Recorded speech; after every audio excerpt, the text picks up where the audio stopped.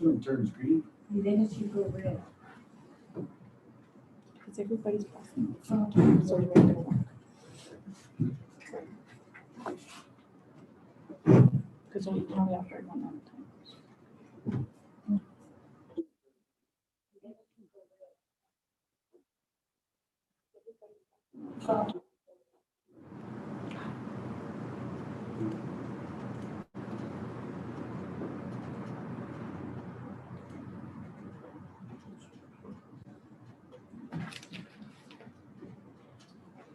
Good evening. I'd like to call this special council meeting to order. Note that all members of council are present, as well present are CEO Maureen Deal, Clerk Kathy Sear, Deputy Treasurer Manuela, and also staff we have Dan and Alex as well present today. Are there any disclosure of pecuniary interests? Seeing none, we move to the approval of the agenda. Moved by Councillor Hatfield, seconded by Councillor Chason, resolved that the agenda for the special meeting of council scheduled for Tuesday, March 23rd, 2021 be approved as presented. Any questions? All in favor? It's carried. If you could just allow me to move to item 5, announcements and giving of notice. I would just like to congratulate Mr. First Nation Chief and the councillors on their election over the weekend. We have Chief Patricia Tangi, and the councillors are Linda Peterson, Irene Armstrong, Evelyn Stone, Johnny Humphreys, Christine Lewis, and Sandra Donnie Fraser. We want to congratulate them, wish them the best over the with all of their endeavors at Mishkot First Nation. We look forward to working with them. So there are no other announcements. So go back to item 4, presentation on the operating budget for 2021. Maureen, you want to take over? Yes, thank you. I'll just share the presentation on screen. Share screen.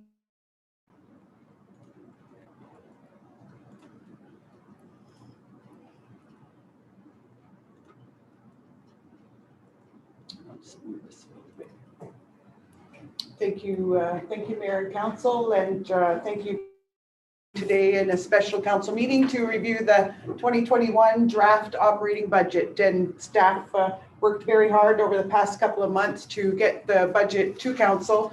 I apologize in being a little behind our original schedule, but unforeseen circumstances prevented us from providing this to council a little bit earlier, but we're still within a reasonable amount of time. I wanted to start by reviewing the 2021 objectives that staff, with consideration of council priorities, set out for the budget. So first of all, keep property taxes and our property tax levy below COLA, the cost of living index. So we're proud tonight to present to you a budget that keeps the property tax levy at 1%. That property tax levy of 1% means an additional $49,000 to the municipal budget. And we're able to achieve this 1% tax levy increase basically because we all worked very hard to make sure that we kept our operating costs down where we could to increase our revenues, but also we are looking at a 2020 surplus of approximately $500,000 or slightly more. And we are recommending tonight, following the surplus deficit policy of council, that $303,000, $306,000 be used from the 2020 surplus and brought into the 2021 budget to offset any tax increases above 1%. And as you will hear from Manuela as we go and we explain that a little more detail in council, 100% of that money that we're asking council to consider to bring over from 2020 is all going to capital, is all going to our reserves and reserve funds to prepare for long-term infrastructure costs. So we present tonight a 1% tax levy increase. Continue to prepare for long-term financial needs. That was a focus of our capital plan that we presented to council and council approved in February. Our plan looks at our long-term needs and was kept in consideration by all departments. We want to meet our critical capital budget needs, and this year Council has approved a $5 million capital budget, of which about half is funded by grants, and we'll provide a little more detail on that. Adjust. So our 21 objectives were to make sure we were adjusting our revenues and expenses given the impacts of COVID. COVID impacts are unknown for the entire year, but what we do know is that at least COVID is going to impact the municipality for half the year, if not slightly longer, until we are all able to get vaccinated. So that was kept in mind by staff, that we had to adjust our budget for the impacts of COVID. We maintained our infrastructure, so within our budget, we continue to build our asset management plan and complete condition assessment, so we have more reliable data to help us plan out our capital needs. And within our budgets, we are setting aside monies to make sure that the infrastructure that we have today is maintained. We're investing in Waba's future, so this budget, as Council has indicated over its term, that we want to make sure we're investing for the future. At the same time, we're maintaining what we have today. So there are a number of projects for the future and initiatives that are budgeted for in 2021 that will provide a positive long-term impact in the municipality. And some of those are to complete a tourism plan, to continue to fund our Economic Development Corporation, and to complete some key projects. And finally, our 21 objectives included completing our municipal modernization study and strategic planning for the future. And as the council is aware, we've hired a consultant that'll help set out a roadmap for council goals and objectives and priorities for the remainder of this term of council, but also hopefully set out a roadmap for the council to come into place at the end of 2022. So those were the objectives as we looked at all our department budgets and the overall budget.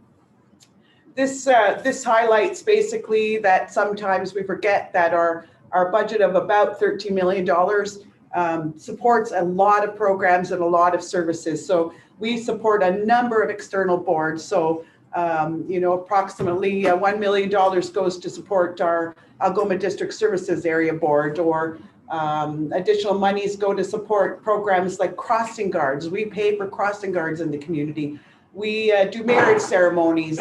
We run the Wawa Goose Nest market with municipal taxpayers' funds and grants. So there are a variety of services that municipal council provides to the community, and they're all supported with our tax base, except for a note that our water and sewer budget transitioned last year, and in 2021 we continue, that the water and sewer budget is supported by the user fees of the users who use the water and sewer. So it's what's called non-tax supported. So our tax dollars support a number of programs and services in the community that council has set out as important. Some of the just high level, what were some of the significant items that affected the 2021 budget?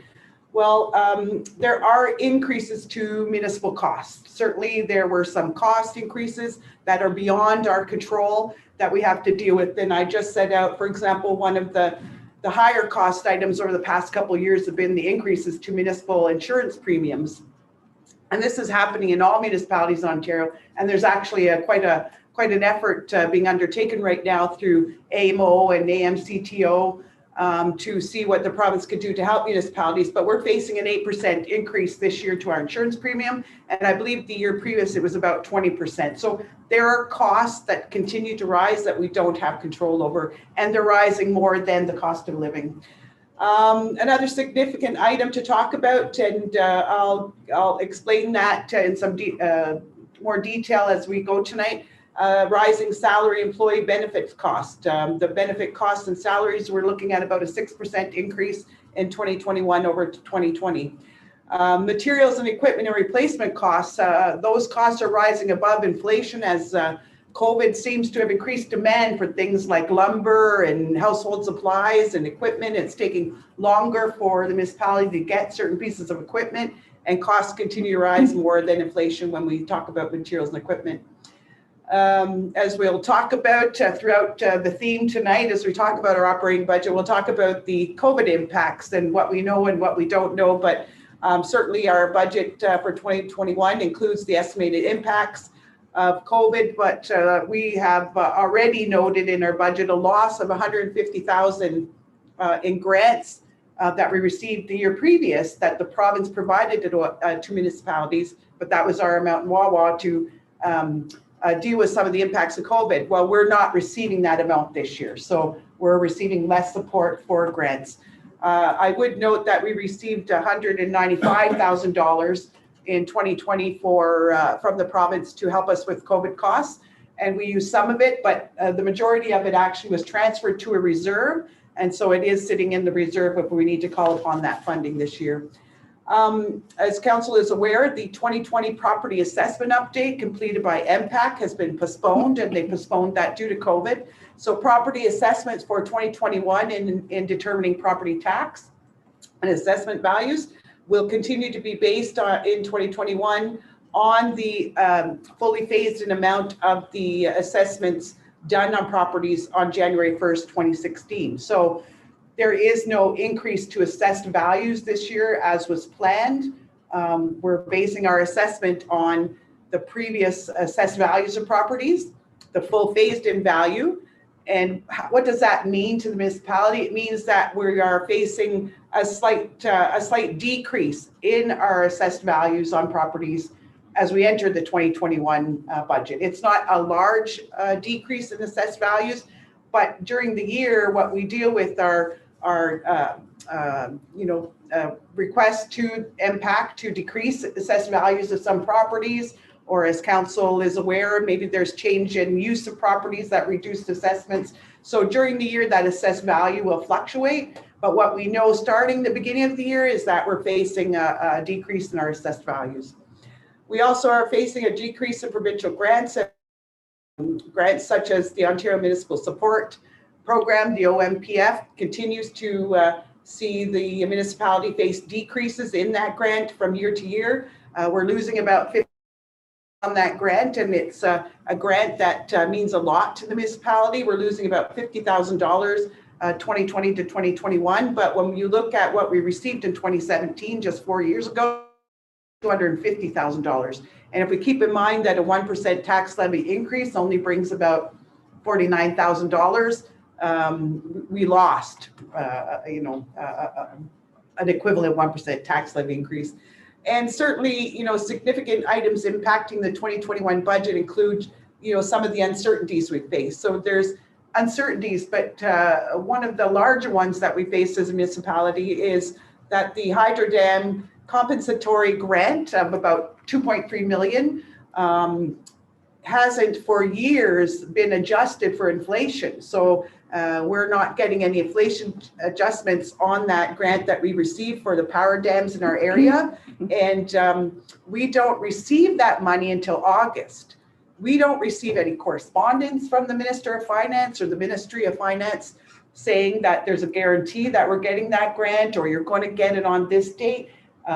We've tried to contact the ministry in the past to get, when I get a little bit anxious come about June, are we going to get this money? No response. And usually it shows up in August, and we're very, very happy that our province does that for the municipality and those that have dams.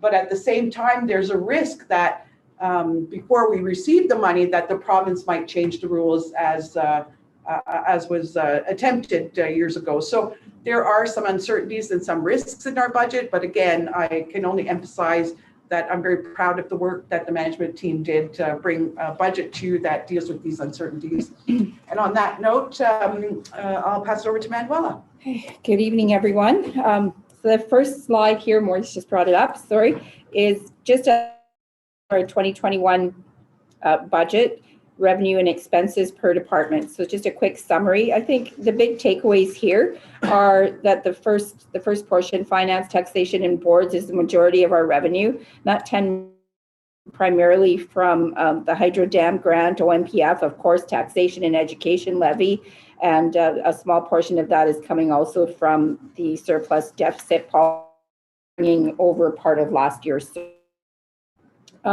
The expenditures on that side, the 4.2 million, a good portion of that comes from the boards, and we'll expand on that later in the presentation.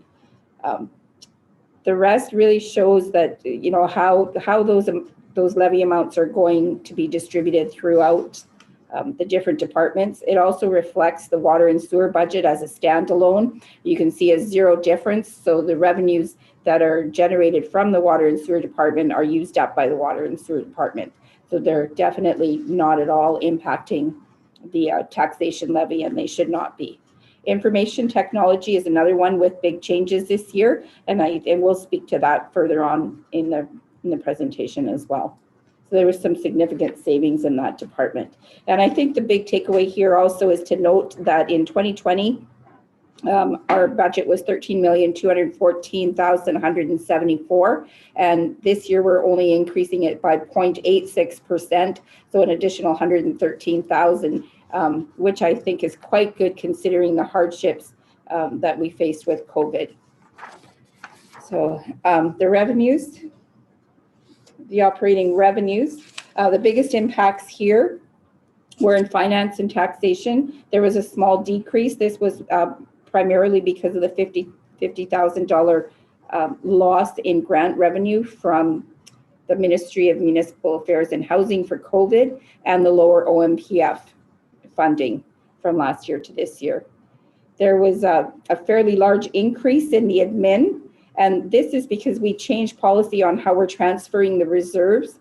So the transfer from the reserves is coming all through the admin rather than the individual departments. So that'll also be reflected further on as we see each department slide. There'll be decreases, and they're reflected here. So the fire, the protection, fire and building department, their increases were due primarily to a small grant that the chief building official was able to obtain. And also we're expecting to have more permits this year, just by the nature of the housing, to be a lot more houses that are being bought up and people are building and they're renovating and doing those things. So it's just been really reflective of the housing market. The community and services and tourism, there's a big negative impact here, and this is 100% due to COVID. It was really, I probably will say this again throughout the presentation, but that was the hardest hit department. It's where staff layoffs had to occur, because I think we have a lot of one-on-one, right? We're doing things like curling and skating and any kind of sports. There's one-on-one contact, and they just could not happen. All those revenues disappeared, but a lot of the expenses remained. We still had to heat the buildings to make sure that water flowed and kept things clean and maintained things. So it really was the hardest hit. Infrastructure services did a really good job of staying pretty close to last year's budget. There weren't a lot of changes there. They just maintained. I think they had a big break with snow this year because we didn't have a lot of it. So I think that's going to reflect in 2021 as well as it did in 2020. Water and sewer, there was not a lot that happened there either. There was no big fluctuations. And the IT department, there was a big fluctuation in revenues, but there was an equally big fluctuation in the expenses that offset it. So in the expenditures, finance and taxation, the big difference here comes in the way we transferred the reserves, and just we have quite an intensive capital budget this year. So there was $490,000 that was transferred to the capital budget and $600,000 transferred to reserves. So that's more than made up the $708,000. The admin, the reduction of $77,000 was really due to the COVID reduction, COVID expenses, and the reduction in the COVID grant. Fire, the building, fire, and protective services department had a small decrease of $63,000. This was mainly due to the transfer to reserves. Historically, we transferred $66,000 from this department. We're now transferring that amount of money and more through the finance budget. So community services and tourism, same thing. The impact was due to COVID. So not as much in the expenditures as in the revenues, but still COVID was a big impact there. Again, infrastructure services really did a good job of holding things steady and just keeping on track. And water and sewer, I think for the first time, is reporting actual costs. They're not bringing in any taxation influences. So, and they did a good job as well of really staying within their budgets. Information technology, the big change here was the cancellation of the NITGC. So there was a big cost savings of $207,000. So even though we reduced revenues by $76,000, we reduced the cost by $207,000. So that was a savings of over $120,000 to the municipality by making that one change. So the next slide is just a pie chart to just give you a visual idea of how much the expenditures are being taken up and you know which department is really impacted. So infrastructure obviously has the biggest amount. They have to look after our roads. They have to everything they do is high cost, you know, plowing the roads, maintaining the roads, paving the roads, looking after the street lights, the buildings, all the infrastructure. There's high cost. Hydro is in there. OPP costs are in there. So the OPP contract is in there too. So that really bumps up their budget. The external boards also take a good portion of the budget. There's $2 million there. You look at that, it's actually more than our water and sewer budget. So, and community and tourism takes up 1.6 and the rest are fairly small. So the next page is staffing costs. Yes. And that's Maury. Thank you, Manuela, and I apologize. There seemed to be a little glitch on that graph, but the actual numbers are contained in your PowerPoint presentation that was distributed to you. In terms of actual staffing costs, we did a comparison of 2018 to 2021, and what we wanted to demonstrate to council is that you know, not including costs associated with personnel that are employed at the library or at the EDC, and not including the retiree benefit costs. Staffing costs, although they would look as being increased by 6% when you compare 2020 to 2021, which certainly would be explained by an increase in our benefit costs by 7.6% and an increase in our wages by 5.5%. We are budgeting, you know, about 6% more in our 2021 for staffing costs. What I wanted to point out to council on that chart was that that's our actual costs, and our actual costs were very impacted by the fact that in 2020 we took many steps to mitigate the impact of COVID, and council and staff certainly during COVID last year in 2020 we had to redeploy some of our employees into municipality to save money. We didn't hire the normal amount of summer students and support staff that we normally have. We put on hold any, and we actually laid off for a short term 2 of our employees. So actual costs of our labor and staff costs in 2020 were reduced substantially because of the steps council took to save money, the impact of COVID and need to mitigate. Compare the budgeted costs, which we have really good budgeted costs because we know what salaries are and benefits are at the beginning of the year. When you costs, I wanted to make sure that council was aware that if we compare our 2021 budgeted costs to our 2018 budgeted costs, which were close to our actual costs in 2018, we actually still in 2021 are 5.7% lower in our total costs for salaries and benefits. So over the past 4 years, council has done a very good job at managing the costs for employees and benefits, and we're still not at a level that the municipality would have been over 4 years ago for staffing costs. But certainly in time and inflation and cost of benefits, I'm trying to go back, but excuse me, to show you the actual costs. In time, those costs will continue to decrease over time, but at least over the last little while, and particularly in 2020, council and staff took the steps that it needed to take to save money to mitigate the impacts of COVID. Sorry, now I'm going back, but I want to go forward. Excuse me.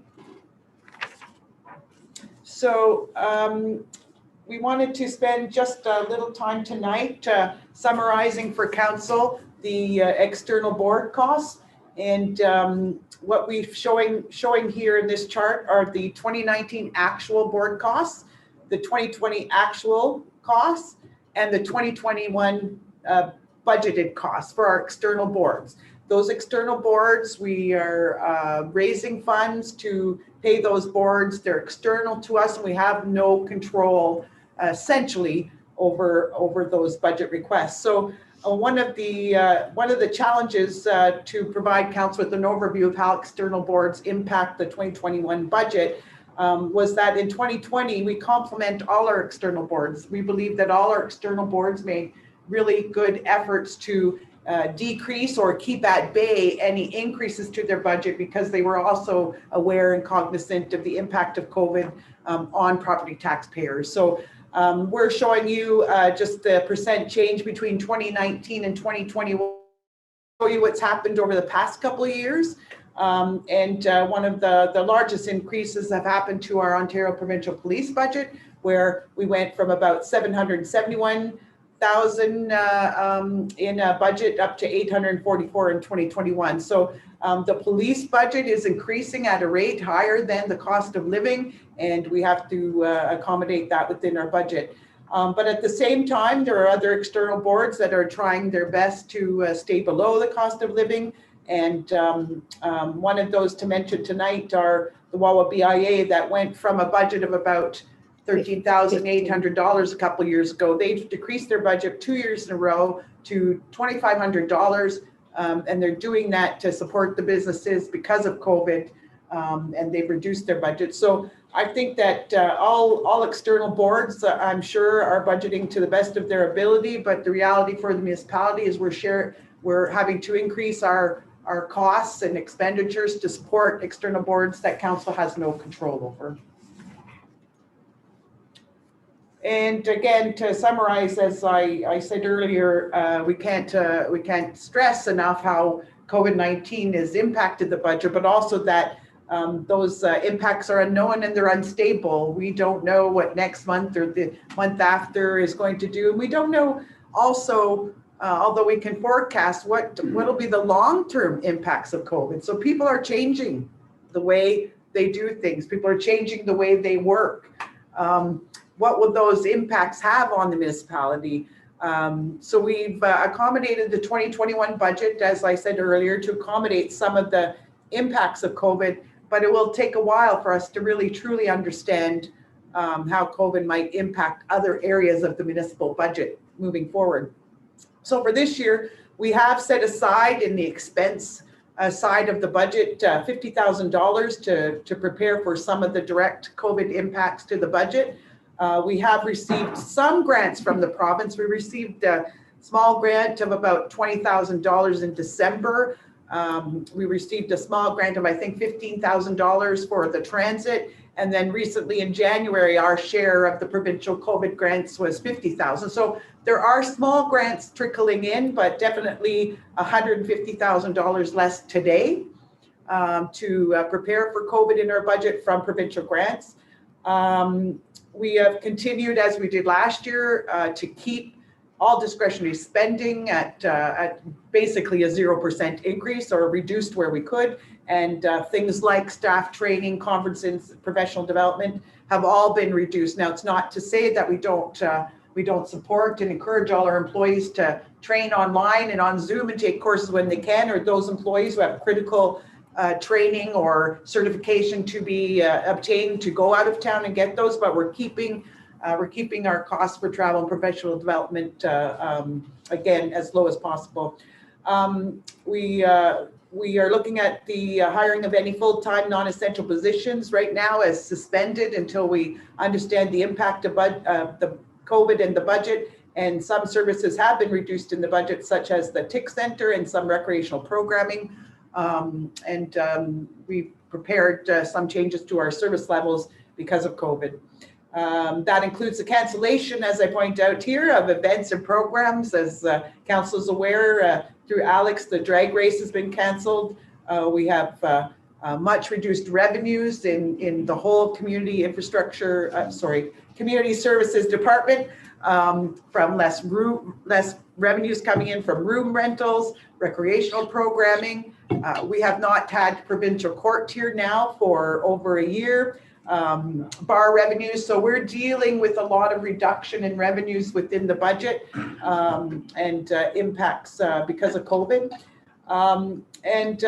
Basically in 2021, again, the budget is proactively trying to mitigate the impacts that we feel are going to affect us. And as I mentioned earlier, we've got some money moved into reserve to deal with any COVID impacts that might hit us in 2021. So I just wanted to assure council that staff have done what they can to prepare for the impacts of COVID in the budget. So I'll pass it to Manuela, who's going to just briefly give you a high-level overview of each of the department individually. Okay, so we're going to start with finance, and on the revenue portion of finance, there's really not a lot of big changes there. There's not even $100,000 difference between the 2 years. So we've done a good job of maintaining that, and the surplus deficit policy was a big help in doing that to bring that over. There's a difference in the expenses, however, and that comes from, again, the transfer to capital. So 490,000 is being transferred to the capital projects, and another 600,000 is being transferred to the reserves. That's for the second fire truck that we're starting to save for. Any necessary changes to the fire hall to accommodate the fire trucks, training, whatever else the fire department needs there. Mini excavator is being saved for over 2 or 3 years, and we're putting money away for pavement as well. So that's the finance. The administration, here is where we really see the impact of the surplus deficit policy. So 40% is allocated to general capital, 10% of last year's surplus will be going to operating, and 10% to rate stabilization, and the remaining approximately 50% to the working capital, which has an eligible use of day-to-day operations. So that's the 300,000 that's being brought into the budget. And that's also why you see a big difference of 235,000 in revenue in 2020 to 616,000. So a lot of that came from the working cap, the cap in and the surplus deficit in the day-to-day operations. So in the past, we did that through some of the departments. The big one here is the 300,000 is the offset.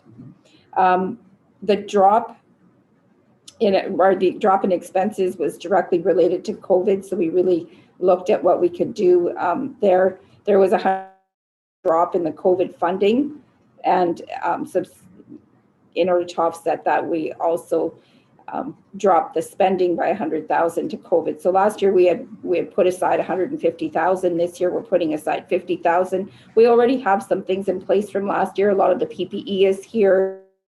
Changes to how we do things. We've changed our buildings. We have protective barriers in place. So those are costs that we don't have to incur again this year. So we felt it was safe to reduce that. Building and fire, I was on the wrong slide. So building and fire had an increase in revenues for the fire department. Our fire chief was able to obtain a small grant for $50, and the remaining is the increase in burn permits. I think with a lot of people being home with COVID, people were enjoying their backyards a lot more, and we saw a big increase in those permits, and we're expecting to see that again this year. The increase in the building department is coming from, like I said earlier, we're expecting to see a lot more building happening this year. I think there was a little increase last year, and we're expecting there was a substantial increase last year over the budget. So, and we're expecting to see that trend continue this year. And also we're expecting the other communities that we service to follow that same trend. So we've also planned for that increase. The decrease on the expense side came 100% from the transfer to reserves, is now being reflected in the finance budget rather than in the fire budget. And the next slide is community services. So I think the really important thing to say here, and I'm just going to reiterate, is that of all the departments, community service and tourism was negatively impacted by COVID, more so than any of the other departments, and it's really reflected in their budget. So you can see the 2020 budget, there was a big drop just in the MMC of 300,000 in revenue to 124,000 in revenue, and that was directly related to COVID. So all of the big changes in this department are really related to COVID in the revenues. pardon me. On the expense side, there was some changes that we had done to help. Part of it was the transfer to reserves is now being reflected in the finance budget. And there's also, this is a good mention, we made the choice last year, council made the choice to allow for the payment of the debenture and to fund $1 million as an internal loan to pay off that debenture. So that resulted in a savings and interest of $76,000 per year. So that was a big savings. So not only are we saving the interest that we're paying out, we're also earning interest on it. So, and I think that'll get explained further on in the presentation. And I think Maury's going to speak to the next couple slides. On the infrastructure budget, as you can see on revenues, we're very, very comparable to the previous years on the revenue side, and on the expense side as well. Dan and his staff have done a very good job of trying to meet the goal that was set out for all management at a 0% increase, and there aren't any large changes to the infrastructure budget this year.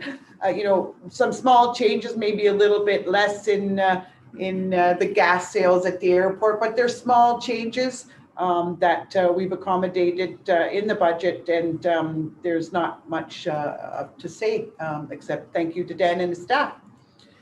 And as part of the infrastructure responsibility, the water and sewer budget falls under infrastructure, but it's been separated out so we can speak to it, and it's now totally funded by non-tax supported revenue. And as council is aware, we had a year of transition in 2020 for many things, but I think one of the big things, and council deserves a lot of credit and thanks for turning on, so to speak, the water meters. Although water meters have been turned on, we started to bill using our water meter readings effective September 1st. So in this budget, when you're comparing 2020 to 2021, it's just important to remember that because of COVID and because of some of the uncertainty around how the water meters would affect our residents and our businesses, council made the decision to delay the billing using the meters until September. Originally, we had looked at starting that billing in May, but we delayed it until September. So in 2020, because of that delay, we knew what our revenues were going to be up until September 1st.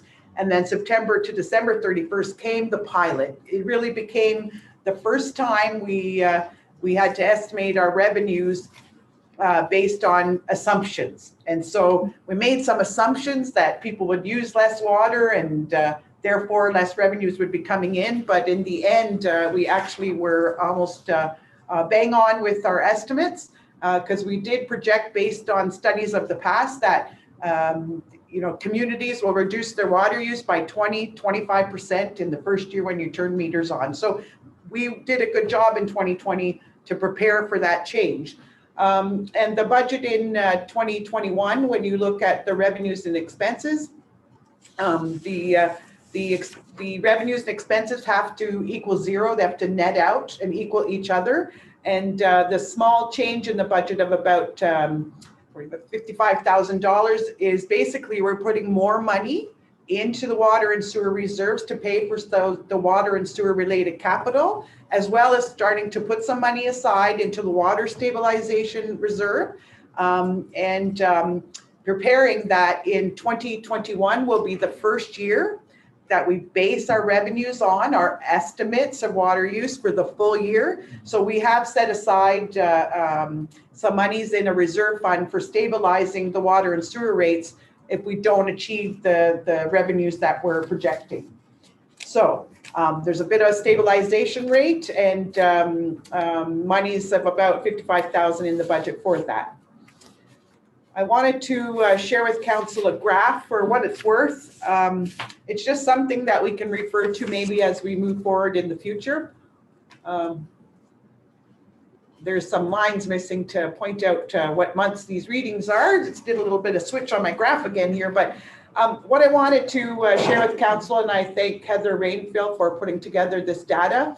This is the data that we had. So last January, for comparison, January 20, We used 22,120 cubic meters of water in the community that month, for the month of January.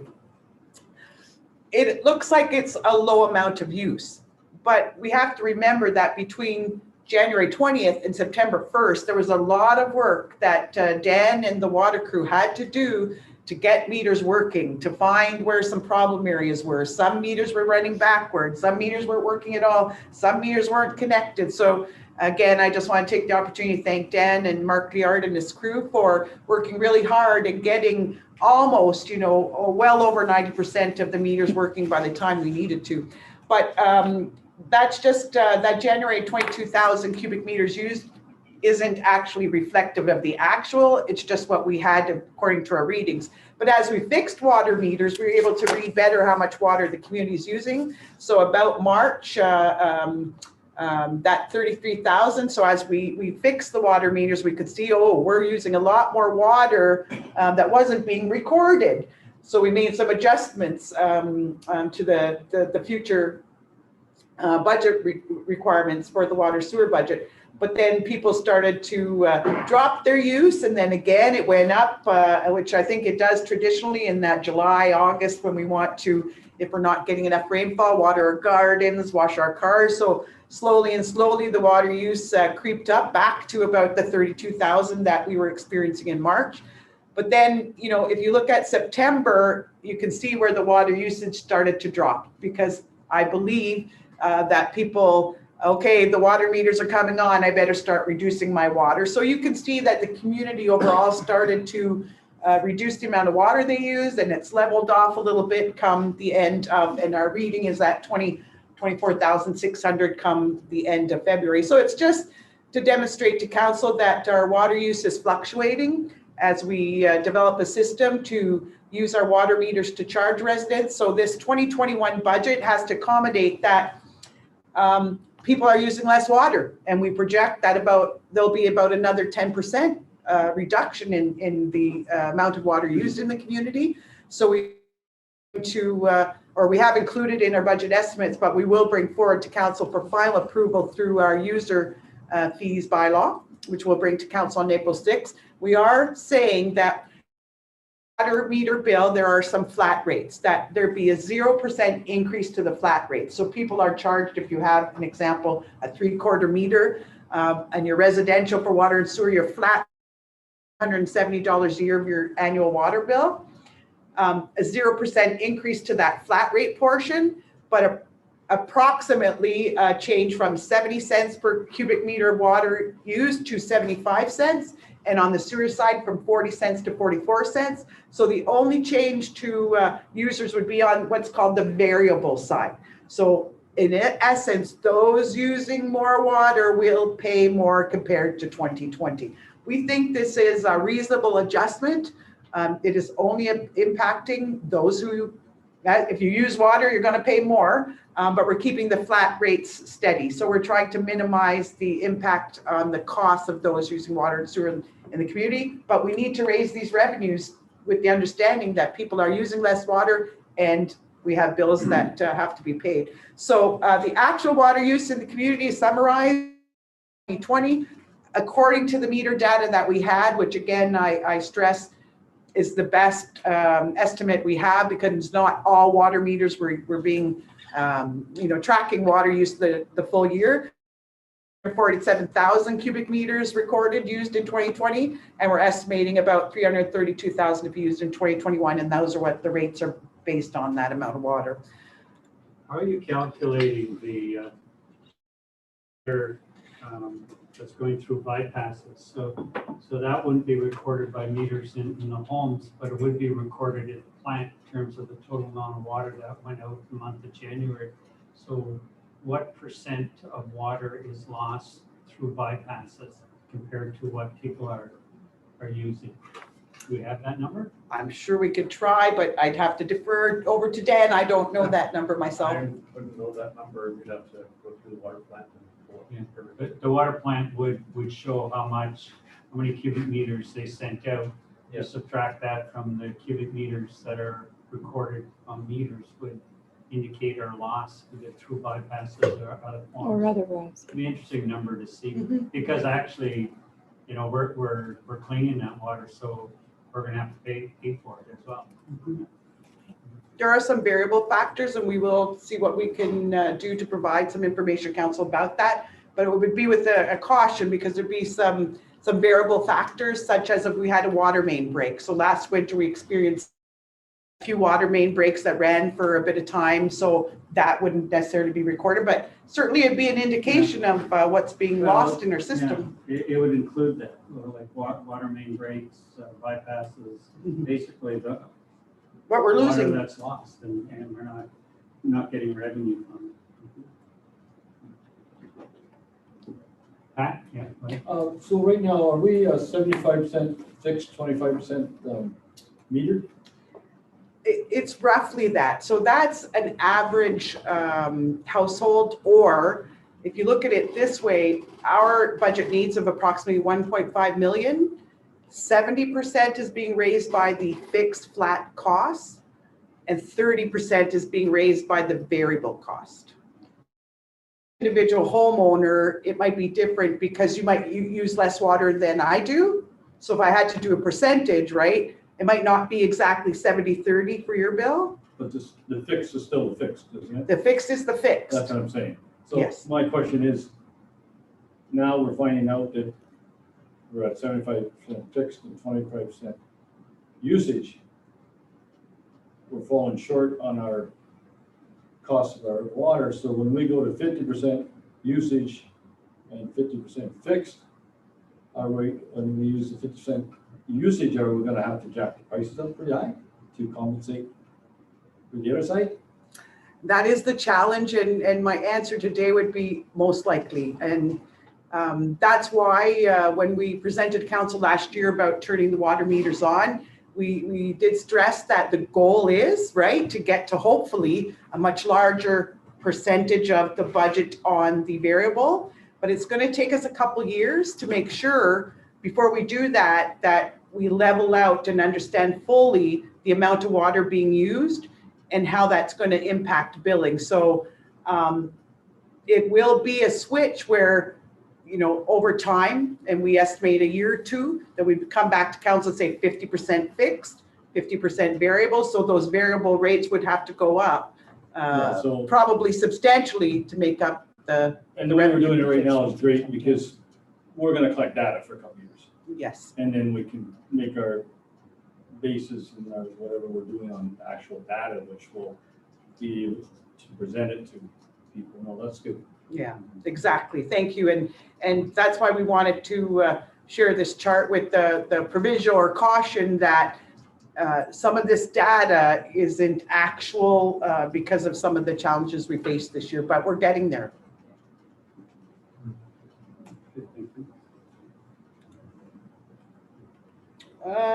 And finally, the IT website GIS operating budget in summary. As Manuela pointed out, there is a substantial reduction in the revenue, but it's offset by a reduction in the expenses. But the reduction in revenue is because we are no longer servicing our regional partners through the, Northern Information Technology Cooperative with IT. We've moved to each of the communities hiring a private consulting firm for their IT needs. So the municipality is not delivering that service regionally anymore, which has reduced revenue. But at the same time, we've offset that revenue with reduction in expenses. So there's been quite a change in the budget compared to previous years to 2021. And I'll turn it to Manuela to talk about the capital budget. Okay, so the capital budget is just really a recap of the budget that council approved earlier this year. So it's just showing all of the projects that we're doing. And I think the key takeaways here is that $490,000 of this budget is coming from taxation. 1.7 million is coming from reserves, and the remaining 2.7 million is coming from grants and other funding, including water and sewer. So water and sewer is funding their own capital too through their budget. So either coming from the reserves or through grants or their contributions are through their budget. So those are the key points there. The next slide is on debentures. So we have quite a few debentures. Oh, sorry, I had okay. debentures on mine, sorry. The reserve funds, at the beginning of the year, we had 6.2 million in reserves. That's broken out to discretionary reserves of 4.2 million and obligatory reserves of 1.9. We're going to spend 1.7 million. We're adding back 1.3 million, actually almost 1.4 million, because there's another 24,000 in interest from that internal loan that's not reflected here. So at the end of the year, we should have approximately 5.9 million in the reserves. And over time, over the next 4 years, that's going to increase with the repayment of that 1 million back plus the interest in that. And now I can speak to the debentures. So we have five debentures. The first one is, I think, of the most concern. It originated in 2009, and it had a life of 40 years. So the expected repayment date is July 2049.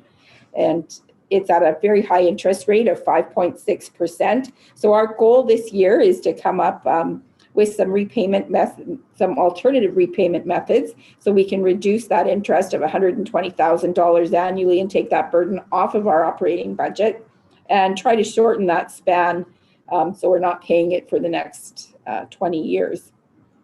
So that's our goal. We're hopefully going to come back next year with a great plan and a lot of reduced interest on this debenture.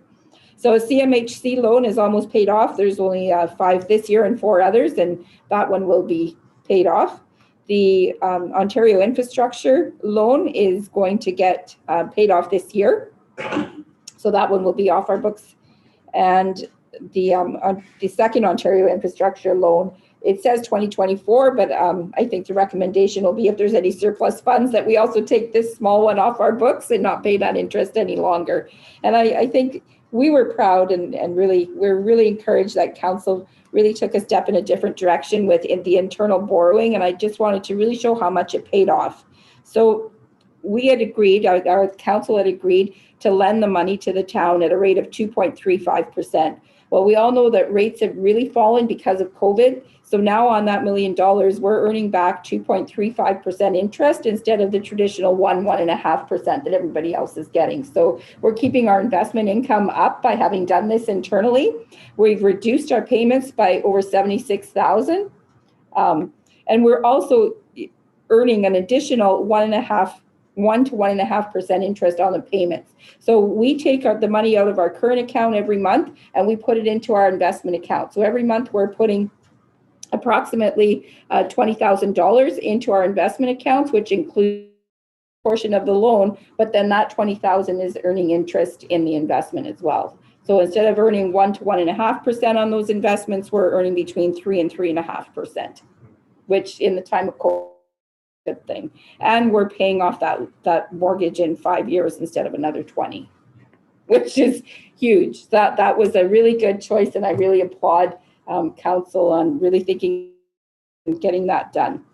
I think Pat has a question. Can you just tell me what Ontario infrastructure debenture, what is that?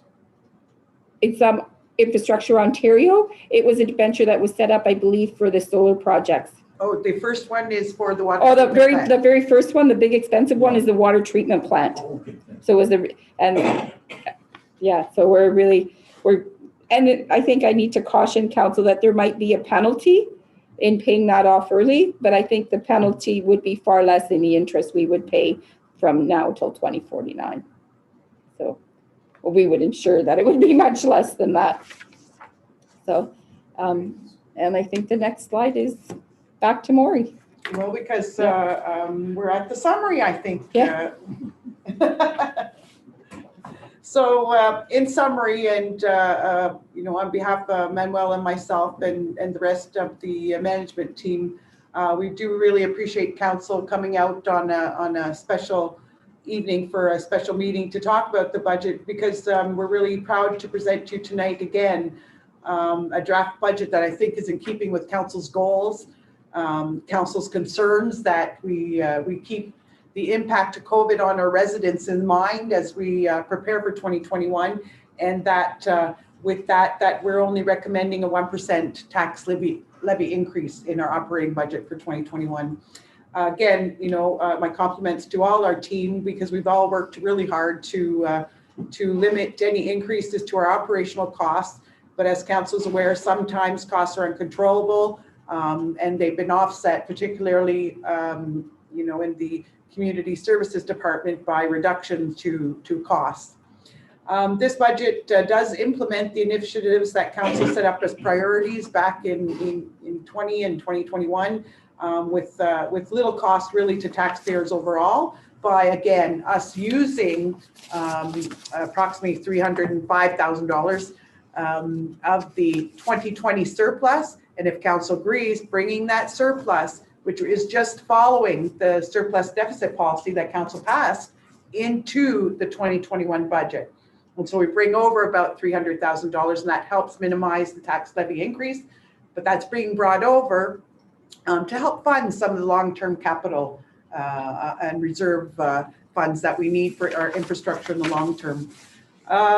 Again, tonight, this is a draft budget, and now it's kind of turned over to council to make any changes, to read over, to digest what we present to you, and see if there's any changes that council might require to better achieve its goals and objectives.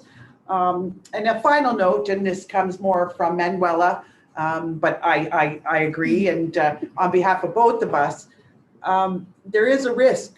There's a risk that sometimes we don't like to think about, but certainly for this council and the councils to come, maintaining these small tax levy increases of 1% or even 2% is not sustainable for the long term. And I think that council and councils in future years will have to deal with the situation of maintaining low levy increases, but still trying to maintain all the service and programs that I tried to summarize in the previous slide.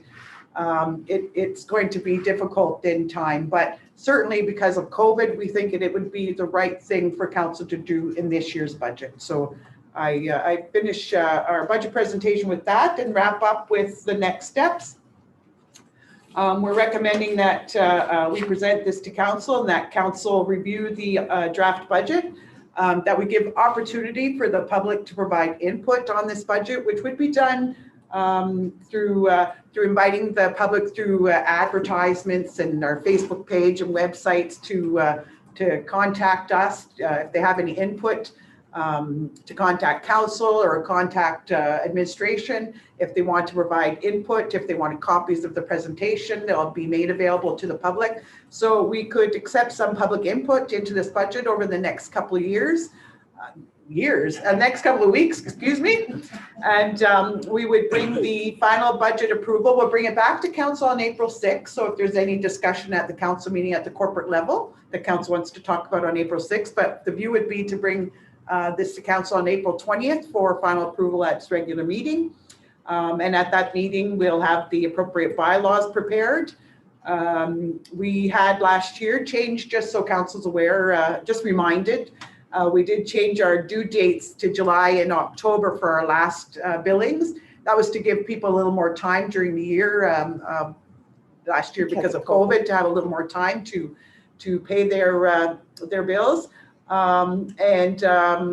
With the approval of the budget would come the schedule of fees approval as well, which will include the water rates and sewer rates, as well as many of the user fee rates. And we'll bring that to council for discussion on April 6th. And the Treasury team is working on their year-end financial statements for 2020 and working very closely with the auditors. We're far ahead of the game on our audit, and we'll likely have the final financial statements for 2022 council in May, and we'll have more of a concrete figure about what our surplus from 2020 looks like. Right now, we're estimating it'd be over $500,000, but we caution council that until the audit is finalized, we don't know that exact amount. So in summary, I'd just like to say thank you to council and thank you to our team at the municipality for putting together what I think is a very good budget, maintaining existing services, but also planning for the future, but keeping property levy tax increases as modest as we could this year. So thank you. I want to thank you, Luella, and the rest of the staff.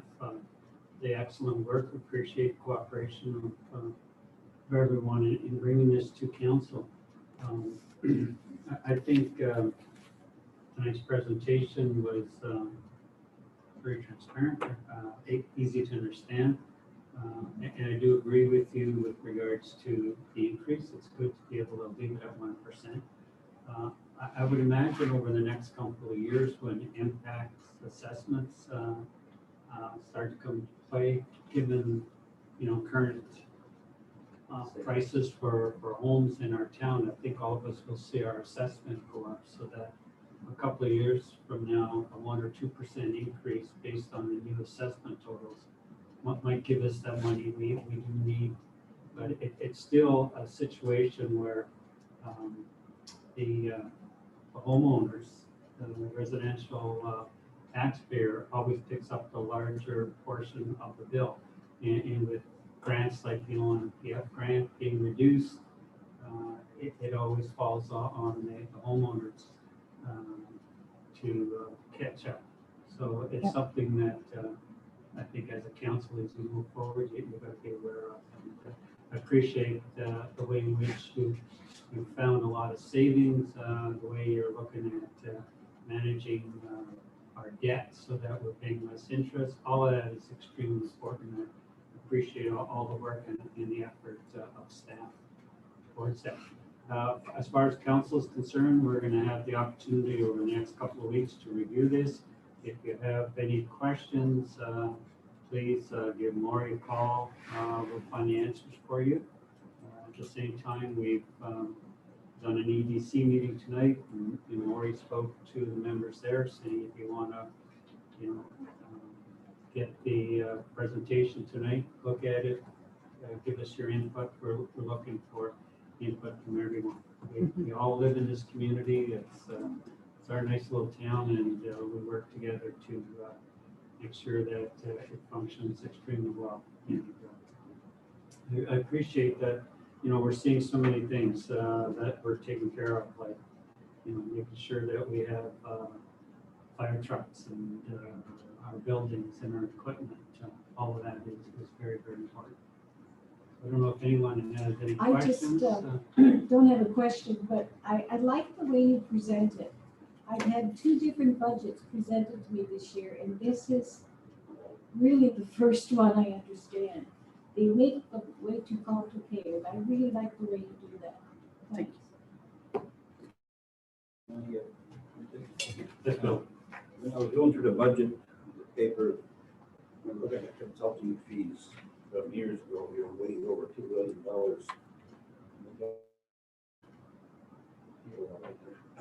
Fantastic job, guys. Fantastic.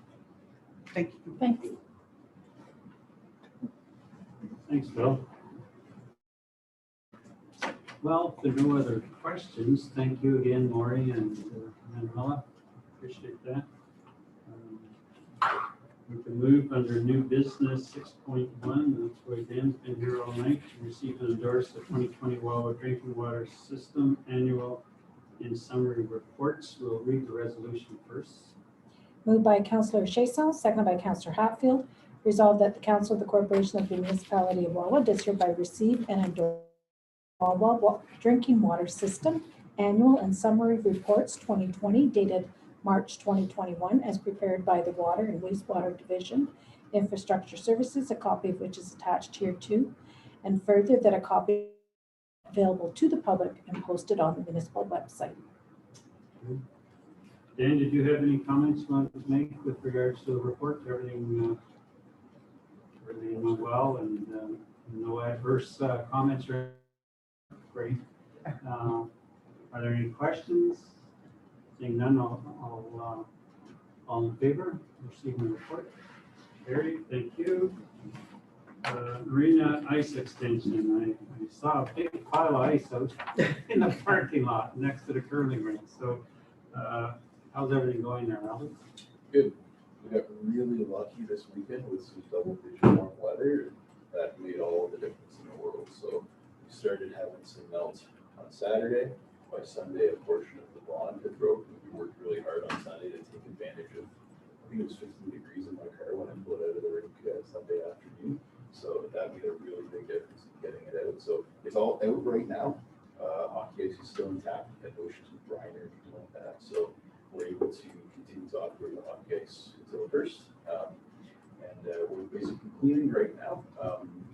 We moved pretty quickly on it. We worked really hard to get it going. So we're going to try and see if we can get a public health in there as early as next week, depending on what they're looking at for their clinics, depending on if we can get all the infrastructure in place and really all the white paint up and down. So it's tough stuff. Are you able, once you have the ice out and you dry, the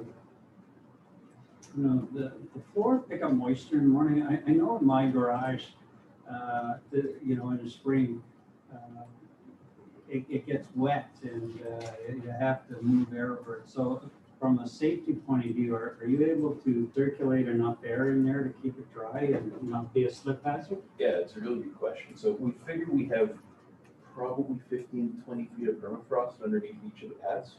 Probably the curling rink a little bit less, but the arena ice, certainly there's a lot of permafrost there.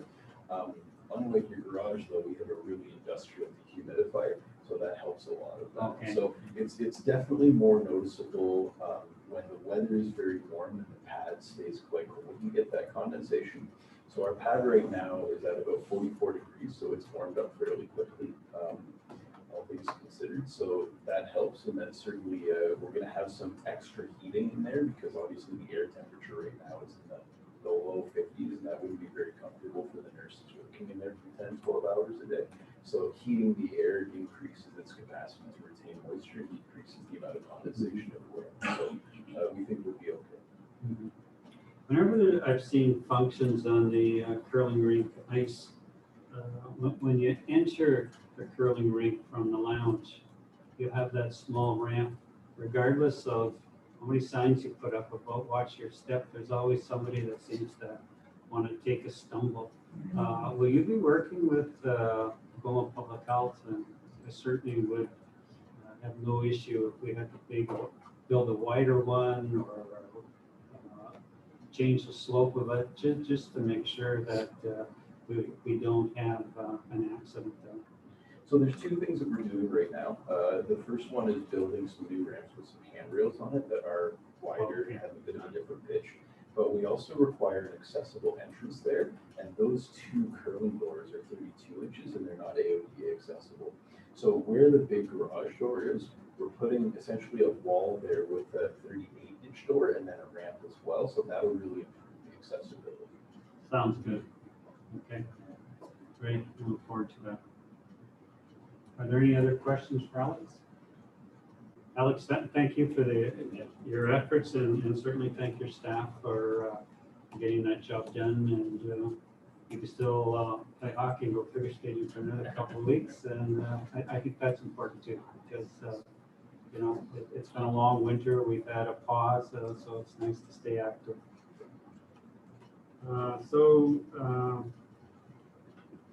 We have nothing else, so we go all the way down to adjournment. We have a motion to adjourn.